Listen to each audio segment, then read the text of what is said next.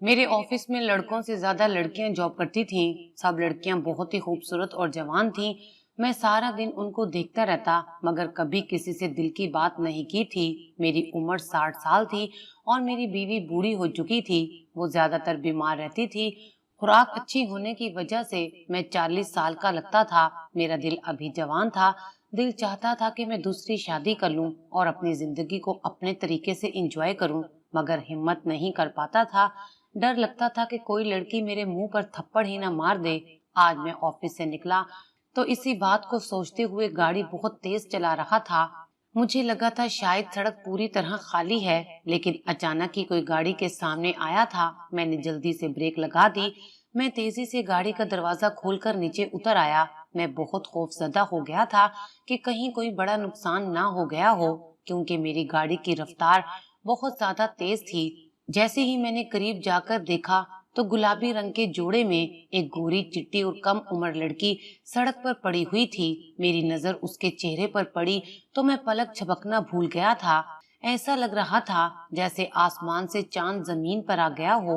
वो 17-18 साल की लड़की मेरी जानिब देख रही थी। कुछ देर तक तो मैं उसके चेहरे को देखता रहा, और जब कुछ होश आया तो मैंने फौरन उससे पूछा कि आपको कहीं ज्यादा चोट तो नहीं आई है। उसने धीरे से इनकार में सर हिलाया और उठने की कोशिश करने लगी। मैंने फौरन से उसका हाथ पकड़ा और उसे खड़ा करने की कोशिश की, तो उसने मेरी तवज्जो दूर पड़ी बैसाखी की तरफ दिलवाई। मैं लम्हा भर में चौंक गया था। मैं सोच भी नहीं सकता था कि इतनी खूबसूरत लड़की माजदूरी का शिकार होगी। सच कहूँ तो मैं पहले ही नजर में उस पर दिल हार बैठा था। मैंने उसकी बैसाखी उठाई और उसे सहारा देकर खड़ा किया, तो वो शुक्रिया अदा करके दूसरी तरफ जाने लगी। मैंने उसे आवाज दी और कहा कि आपको कहाँ जाना है, क्या मैं आपकी मदद कर सकता हूँ। मेरी बात सुनकर वो धीरे से मुस्कुराई और कहने लगी, मुझ जैसी माजूर लड़की का भला क्या ठिकाना हो सकता है। लोग तो हमें हकारत भरी नजरों से देखते हैं। जाना तो मुझे घर था, लेकिन जिस रिक्शे वाले के रिक्शे में सवार थी उसका रिक्शा खराब हो गया है। उसकी आवाज में ऐसा दर्द था कि मुझे अपना दिल चीरता हुआ महसूस हुआ था। मैंने फौरन कहा कि आप मेरी गाड़ी में बैठ जाएं, मैं आपको आपकी मंजिल तक पहुंचा दूंगा।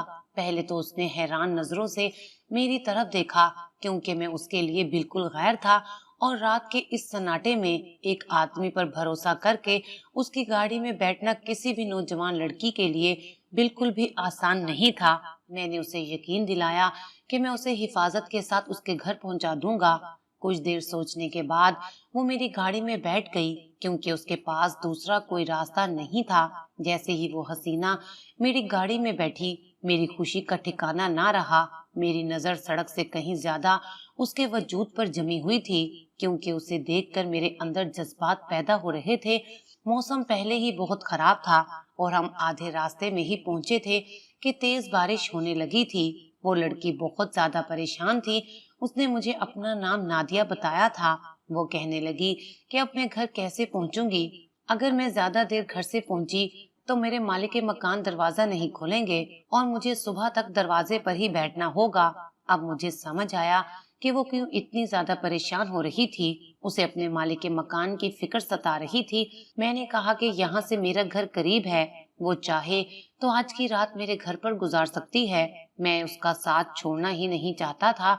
वो माजूर जरूर थी, लेकिन उसकी खूबसूरती और जवानी ने उसकी इस कमी को पूरी तरह से छुपा दिया था। कुछ देर सोचने के बाद वो कहने लगी कि मैं आपके घर चलने के लिए राजी हूँ। आपके घर तो कोई औरत मौजूद होगी ना?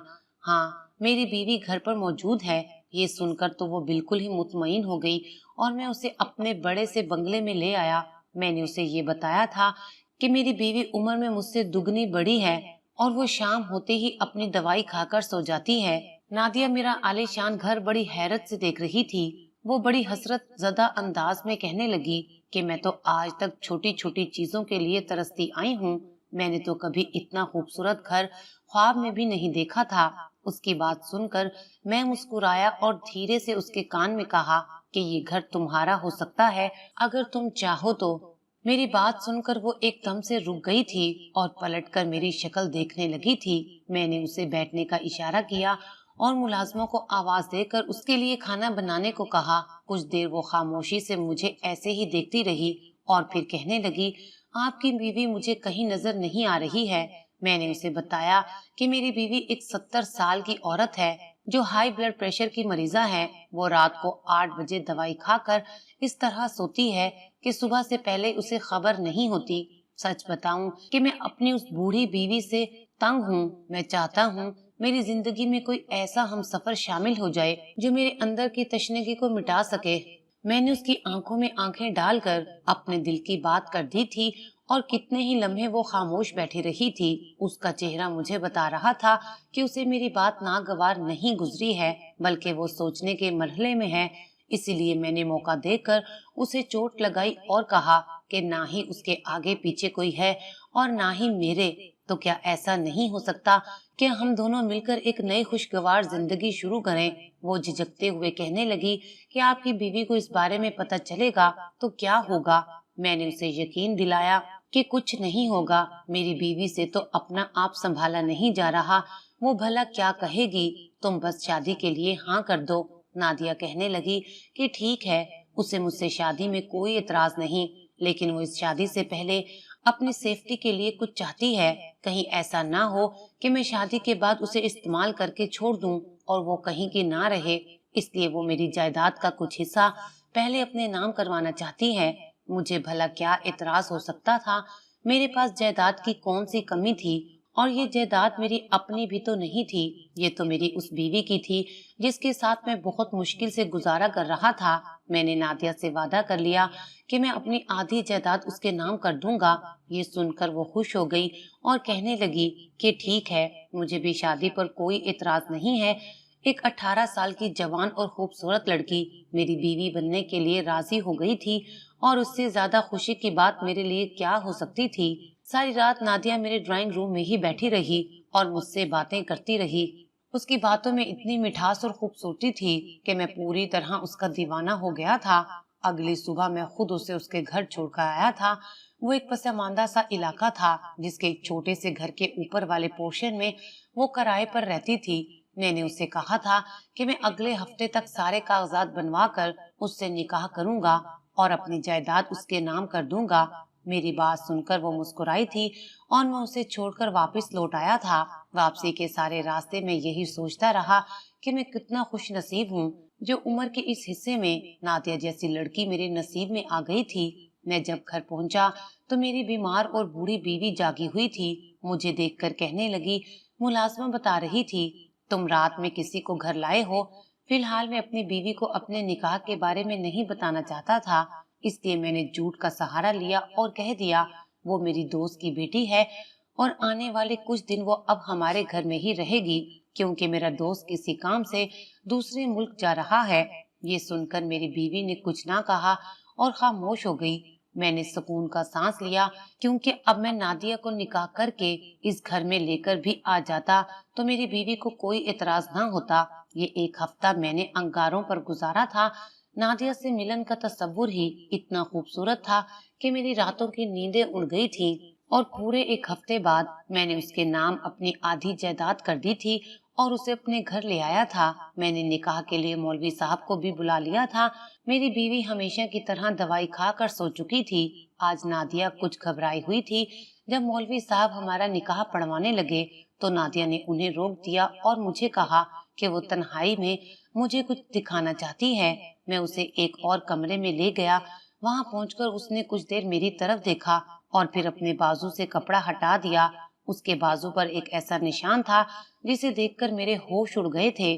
میں آنکھیں پھاڑے بے یقینی سے اس کی طرف دیکھ رہا تھا۔ میرا دل چاہ رہا تھا کہ زمین پھٹے اور میں اس میں سما جاؤں۔ آج میں اپنے ہاتھوں سے کیا کرنے چلا تھا؟ نادیہ چلا کر کہہ رہی تھی کہ آپ کو کچھ یاد آیا کہ نہیں؟ اگر آپ کی خواہشات پوری نہیں ہوئی تو کر لیجئے مجھ سے نکاح اور اپنی ہر خواہش پوری کر لیجئے۔ نادیہ کی بات سن کر ماضی چند ہی لمحوں میں میری آنکھوں کے سامنے گھوم گیا تھا، جن لمحوں کو میں اپنی زندگی سے پوری طرح فراموش کر بیٹھا تھا۔ وہ گزرے سال اچانک ہی میری آنکھوں کے آگے کسی فلم کی طرح چلنے لگے تھے۔ میرا نام وحید ہے اور میں لاہور کے ایک چھوٹے سے علاقے کا رہنے والا تھا۔ میرے ابو نے میری شادی میری پھپھو کی بیٹی عالیہ سے کروا دی تھی۔ میں ایک چھوٹی سی نوکری کرتا تھا مگر ہمارا گھر اپنا تھا आलिया बहुत ही खूबसूरत और सीधी सादी सी औरत थी। उससे शादी करके मेरी जिंदगी पूरी तरह खुशगवार हो गई थी और मैं अपनी जिंदगी में मुतमईन था। लेकिन फिर खुदा ने हम पर ऐसी आजमाइश डाली कि मैं उस आजमाइश में पूरी तरह नाकाम हो गया। मेरी एक बहुत ही खूबसूरत बेटी पैदा हुई थी, लेकिन वो एक नामुकम्मल इंसान थी, क्योंकि उसके पैदाइशी तौर पर दोनों हाथ नहीं थे। मैं और मेरी बीवी अपनी बेटी की ये माजूरी देखकर पूरी तरह टूट गए थे। और फिर आलिया ने हिम्मत की और अपनी बेटी का बाजू बन गई। लेकिन एक नामुकम्मल बच्चे को पालना बिल्कुल भी आसान नहीं होता। हम दोनों मियाँ बीवी ने उसे खुदा का फैसला समझा और कबूल कर लिया। और मैं अपनी बेटी फातिमा के साथ उस तरह से मोहब्बत नहीं कर पाया था जैसे एक बाप को अपनी बेटी से होती है। उसकी माजूरी की वजह से हम दोनों के दरमियान दूरियां आ गई थीं। वो मुझे देखकर कंकारियां भरी आवाजें निकालती और मैं उसे नजरअंदाज कर देता। आलिया भी इस बात को महसूस करने लगी थी, लेकिन मुझे किसी के भी जज्बात की परवाह नहीं थी। कभी कभी तो मैं आलिया को ही उसका जिम्मेदार करार देता कि ना जाने उसने दौराने हमल ऐसा क्या किया है कि हमें एक माजूर बच्ची मिली। दिन जैसे तैसे गुजर रहे थे और फिर पूरे 6 महीने बाद हमें पता चला कि आलिया दोबारा उम्मीद से है। ये सुनकर मैं बहुत खुश हुआ, लेकिन आलिया परेशान रहने लगी। उसे फातिमा की फिक्र थी कि वो अभी छोटी है और माजूर है। दूसरे बच्चे की पैदाइश पर वो उसे मुकम्मल तवज्जो नहीं दे पाएगी। और फिर हमारे घर दूसरे बच्चे की पैदाइश हुई, लेकिन हमारी आजमाइश का सिलसिला खत्म नहीं हुआ था। हमारा दूसरा बच्चा भी अपने पैरों से माजूर था और दूसरे बच्चे को माजूर देखकर तो मेरी हालत ही खराब हो गई थी। आलिया वो बेचारी तो पहले ही फातिमा की जिम्मेदारियों से हलकान हो चुकी थी। अब उसे दूसरे बच्चे को भी उसी तरह पालना था। लेकिन उसने माँ होने के नाते अपनी हिम्मत जमा कर रखी थी और वो अकेले ही उन दोनों माजूर बच्चों का बोझ उठा रही थी। मैं तो उन दोनों की तरफ नजर भरकर देखता भी नहीं था। और इसी तरह हमारे घर तीसरे और चौथे बच्चे की पैदाइश भी हो गई। 2 बेटे और 2 बेटियां थीं, लेकिन चारों के चारों ही मासूम थे और मैं 4 माजूर बच्चों का बोझ नहीं उठाना चाहता था। आए दिन मेरे और आलिया के दरमियान झगड़े होने लगे थे। उन चारों बच्चों की वजह से मेरे और आलिया के दरमियान बहुत ज्यादा दूरियां आ गई थीं। हमारे 2 बच्चे हाथों से माजूर थे और 2 पैरों से माजूर थे। हमारे लिए घर से निकलना भी बहुत मुश्किल था। मैंने और आलिया ने जिंदगी के 7 साल इसी तरह एक साथ गुजारे। और फिर जब मुझे लगा कि आलिया बच्चों में इस कदर मसरूफ हो गई है कि ना ही वो मेरी ख्वाहिशात पूरी कर सकती है और ना ही मैं उन बच्चों का बोझ उठाना चाहता हूँ, तो मैंने एक झूठा खेल रचाया। आलिया से कहा कि मुझे दूसरे शहर किसी दफ्तरी काम के सिलसिले में जाना है। ये कहकर मैं दूसरे शहर चला आया और फिर अपने दोस्त के हाथों अपनी झूठी मौत का पैगाम अपने घर वालों को पहुंचा दिया और हमेशा के लिए उनसे जान छुड़वा ली। मैंने अपनी शनाख्त छुपाई और दूसरे शहर में एक नई जिंदगी शुरू कर ली। मुझे अपने दोस्त के तवैस नौकरी भी मिल गई थी और फिर वहाँ मौजूद मेरे ऑफिस की बॉस, जो कि एक बेवा औरत थी, उसका दिल मुझ पर आ गया। वो उम्र में मुझसे ज्यादा थी, लेकिन वो आलिया जैसी खूबसूरत नहीं थी, मगर उसके पास मौजूद दौलत उसकी हर खामी पर भारी थी। मैंने अपनी बॉस से शादी कर ली और दोबारा पलटकर कभी अपनी बीवी बच्चों की जानिब नहीं देखा। मैं नहीं जानता था कि मेरी मौत की खबर उन पर किस तरह बिजली बनकर गिरी होगी और आलिया ने 4 माजूर बच्चों के साथ आगे की जिंदगी कैसे गुजारी होगी। मैं खुद गर्ज होकर एक खूबसूरत जिंदगी में मगन हो गया था, लेकिन वक्त के साथ साथ जब मेरी बीवी बूढ़ी होने लगी तो मुझे एहसास हुआ कि वो मेरी ख्वाहिशात पूरी करने के काबिल नहीं रही है। फिर जब मेरी मुलाकात नादिया से हुई तो मैंने बिना सोचे समझे उसे शादी के लिए प्रपोज कर दिया, क्योंकि वो बहुत ही खूबसूरत और जवान थी। वो माजूर थी, लेकिन मेरे पास इतना पैसा था कि मैं उसकी माजूरी का इलाज करवा सकता था। अगर मैं उसे एक नकली टांग भी बनवा कर देता तो वो पूरी तरह खूबसूरत और मुकम्मल हो जाती। यही सोचकर मैंने अपनी आधी जायदाद उसके नाम की थी और उससे निकाह करने चला था, मगर अभी तक हमारा निकाह नहीं हुआ था। लेकिन उस रात जब उसने अपने बाजू से कपड़ा हटाकर मुझे वो निशान दिखाया तो मुझे सब याद आ गया।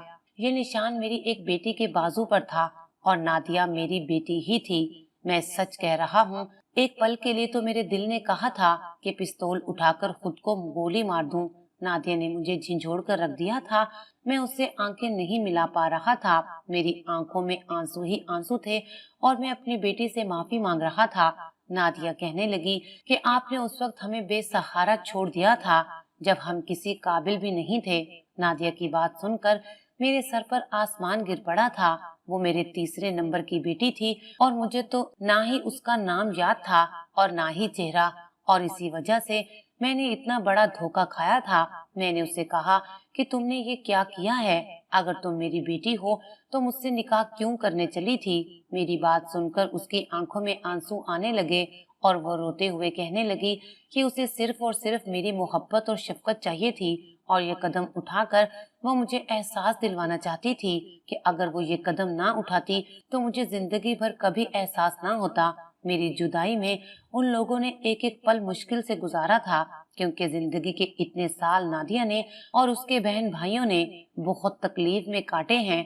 आलिया ने बहुत मुश्किल से उन्हें पाल पोस कर बड़ा किया है, लेकिन उनकी तालीम और तरबियत में कोई कसर नहीं छोड़ी। इसे स्कॉलरशिप पर इस शहर में दाखिला मिला है और वो यहाँ तालीम हासिल करने के लिए ही आई हुई है। मेरी गाड़ी के सामने वो इत्तफाकन आई थी, लेकिन मेरी एक तस्वीर उसके पास थी। इस वजह से वो मुझे पहचान गई थी और फिर उसके बाद मेरे करीब आने के लिए और मुझे एहसास दिलाने के लिए उसने ये सब किया था। वो रोते हुए कह रही थी कि वो मेरी कमी को बहुत महसूस करती आई है और अब मेरा साथ चाहती है। वो महसूस कर रही थी और ये सुनकर मैं हैरान रह गया कि आलिया ने मेरे बगैर चारों बच्चों की ना सिर्फ अच्छी परवरिश की थी बल्कि उन्हें पढ़ाया लिखाया भी था। इतने सालों बाद अपनी बेटी को इस तरह अपनी आंखों के सामने एक कामयाब जिंदगी गुजारता देखकर मैं शर्मिंदगी का शिकार हो गया था। जिन बच्चों को मैंने बोझ समझकर फेंक दिया था, आलिया ने उन बच्चों को माशरे का एक काबिल फर्द बना दिया था। मेरे चारों बच्चे ही बहुत लायक और काबिल हो गए थे और मैं उम्र के इस हिस्से में एक बूढ़ी औरत और बे औलादी के साथ जिंदगी गुजार रहा था। मेरी दूसरी बीवी से मेरी कोई औलाद नहीं थी और मैं तो आज भी अपनी ख्वाहिशात के पीछे भाग रहा था। मेरे लिए ये डूब मरने का मकाम था। मेरी बेटी ने मेरी आंखें खोल दी थी। अब मैं आलिया से माफी मांगना चाहता था। मैं अपने चारों बच्चों को सीने से लगाना चाहता था, लेकिन मेरे अंदर इतनी हिम्मत नहीं थी कि मैं उसका सामना कर सकता। मेरी बेटी नादिया मेरे सीने से लग गई और कहने लगी, अब हमें खुद से जुदा ना करें। आपने जो कुछ भी किया वो सब माजी बन गया है और हम में से कोई भी माजी को नहीं दोहराना चाहता। हमें आपकी शफकत की जरूरत है। नादिया के सहारे ही मैं आलिया तक चला गया था और उसने मुझे औलाद की खातिर माफ कर दिया, वरना मैं माफी के काबिल नहीं था। मैंने जो कुछ किया था वो बहुत गलत था, लेकिन आलिया ने जिस तरह मेरे बच्चों को पाला था, मुझे एहसास हुआ था कि मैंने हीरे को छोड़कर मट्टी का सौदा किया था। मेरी दूसरी बीवी को जब ये पता चला कि मैं अपनी पहली बीवी बच्चों से मिलने लगा हूँ, तो उसने खुद मुझे उन लोगों से मिलने की इजाजत दे दी और ये भी कहा कि मैं अपनी सारी फैमिली को यहाँ लेकर आ सकता हूँ और हम इकट्ठे रहेंगे। मेरी दूसरी बीवी बहुत बीमार थी और उसे पता था कि मैं अब ज्यादा अरसा जिंदा नहीं रहूंगी, इसलिए अब वो मेरे साथ खुशी खुशी रहना चाहती थी। अल्लाह ताला कभी कभी हमें हमारी महबूब चीजों से आजमाता है और हमें उसकी हर आजमाइश पर पूरा उतरने की कोशिश करनी चाहिए, क्योंकि इसी में हमारी भलाई है। आप लोगों को क्या लगता है कि मैं माफी के काबिल था या नहीं, और मेरी पहली बीवी ने मुझे माफ करके ठीक किया या गलत, और मेरी बेटी को मुझे एहसास दिलाने के लिए ये कदम उठाना चाहिए था या नहीं? प्लीज कमेंट सेक्शन में जवाब जरूर दीजिएगा। अगर आपको हमारी ये वीडियो अच्छी लगी हो तो इसे लाइक करें, शेयर करें और मज़ीद अच्छी अच्छी वीडियोस देखने के लिए हमारा चैनल सब्सक्राइब करें।